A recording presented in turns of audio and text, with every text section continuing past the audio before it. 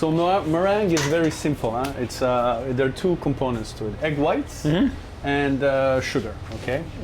So I mean, you could flavor them, but not in a traditional meringue. you can add a little bit of lemon juice if you want to enhance the lemon zest for that matter. All right. So now we're gonna do the meringue, which basically two components: egg whites, which we have scaled beforehand, so about 100 grams, and sugar. Okay. So sugar, we're gonna do the same amount. Okay. 100 grams as well. Again, because it's precise. This is the science aspect of it. There are different types of meringues that you can do. There's a French meringue, Swiss meringue, and Italian meringue. They all vary in the process, but and for whatever purpose you do, you might want to employ one or another. So it doesn't matter what size eggs you use, does it? Because you're measuring everything. Exactly, yeah. But do you use a certain size egg? Because someone said to me once that because I use extra large eggs instead of large eggs at home, that I'm a Confederate in the kitchen. No, what matters honestly is the weight. Huh? I mean, we scale everything by weight, so there's no volume, there's no, you could use ostrich egg for a week, as long as it whips up right, Yeah. It might be expensive. You might have too much. Yeah, you might have too much egg. but basically, yes. So we're gonna run our lemon curd. We're gonna run our meringue. So we're gonna whip this up using our KitchenAid.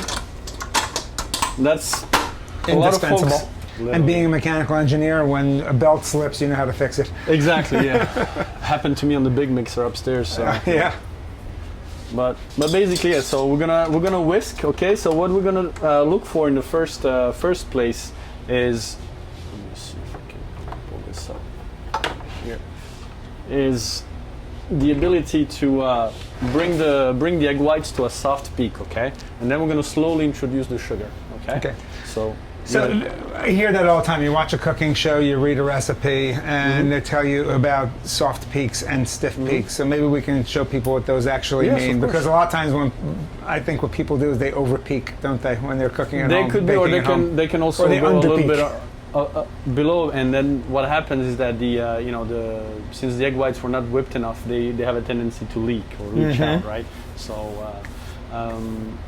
if you want to be on the safer side, you can always add a pinch of salt to it, so it tightens things up, or just a little bit of lemon juice as well. Okay. So, but salt or acid. Exactly, yeah, just to bring things together, right?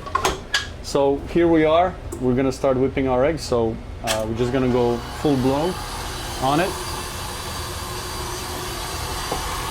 I didn't put a significant proportions. Typically, we would do like 200 grams at a time because we have a lot of them to make. Exactly. But this is your day off. Exactly.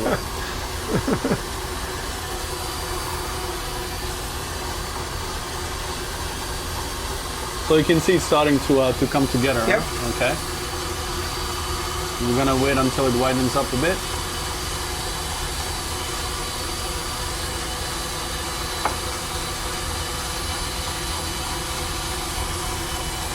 We're starting to see nice ridges. It's starting to whiten.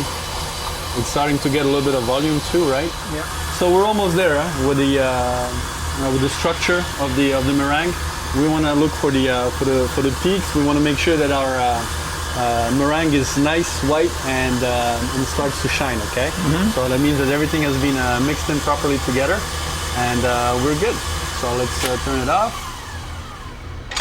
We're gonna check in and see what we do.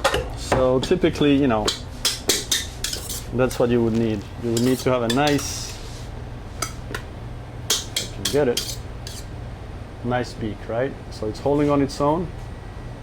You've made this a few times, so you know. So but the experience is a big part of it too, isn't it? You just yeah, it's after a while it becomes like a mechanical thing, So you just don't think about it anymore. You think about it when something's off, right? Sometimes the egg whites that we get, something happened in the process, and it just doesn't mix. So you gotta be careful. You gotta be on the lookout. And you probably have variables with different times of the year too. Correct.